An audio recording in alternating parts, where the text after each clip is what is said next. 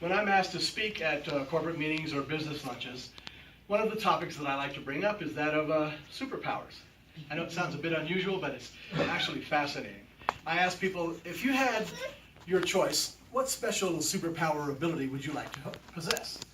And you get a lot of weird different answers. Of course, there's always the standard, what I call the Superman powers. They fly through the air, or super strength, or X-ray vision. Sometimes people will ask, they'll say that the ability to walk through walls. I think someone has a little larceny in their heart or something. Of course, for me, I like the idea of mind control. And when you think of mind control, everybody always conjures up these images of weird old men with big eyes and turbans casting a hypnotic spell on their subjects. But actually, we all use mind control all the time. We just don't call it that. We call it influence. Influence, the ability to have an effect upon somebody else's, another person's thoughts, decisions, or actions without direct control. We all do it. I'm sure we're all familiar with it. I know many of you here know what it's like to be under the influence. That's probably not the best way to say that. Let me put it this way. If you've ever felt pressure, then you understand influence. So I'm going to try and see if I can show you how to influence you as a group. To do that, we're going to play a little game here. Very simple game that you're all very, very familiar with. Game that uses some X's and O's. We're going to play a little game of Tic Tac Toe. I'll be playing with the O's, and you as a group will be playing with the X's. Now, since it is my demonstration, I get to go first. So I'm going to put my first tile right there. So now, you as a group get to select where you can place the first X tile. And it can be anywhere around this square that you like. Now you can talk amongst yourselves, come to a consensus. You can...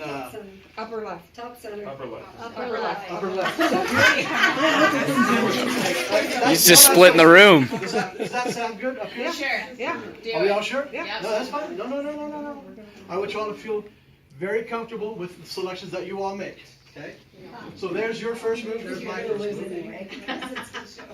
Let's see what we can do now. I'm going to place my next one right here, I'd say. All right. So, we place the next X where? Yeah, right there. Right below the first Right one. below the first one, okay. Left middle. Half still. Okay, so now, Okay. I guess I got to play a little defense now too. Yep. Yep. All right. Get in there. There we go. Upper right. All right. Upper right. And now the next X will go where? Upper right. Upper right. Okay. This game gives me anxiety. And I need to put mine.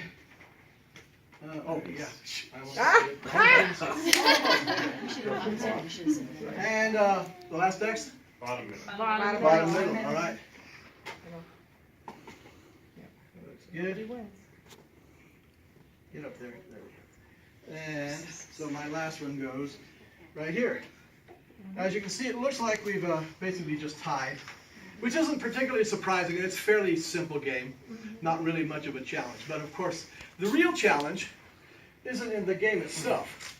The real challenge lies on the back side of the tiles here, because you see, on each one of these tiles, I have printed an image. Or actually, I should say, more accurately, I have printed a piece of an image. A giant image that covers all these tiles here. Now, during the game, say if this X and this X had happened to switch places, or this O and this O had switched over, it would have had absolutely no effect on the outcome of the game. But it would have had an incredible effect upon the outcome of the image that's behind there. Because with these 9 tiles and these 9 spaces, you can create over 255,000 different ways of putting them together. And of that 255,000, only one of those combinations would have created this particular image.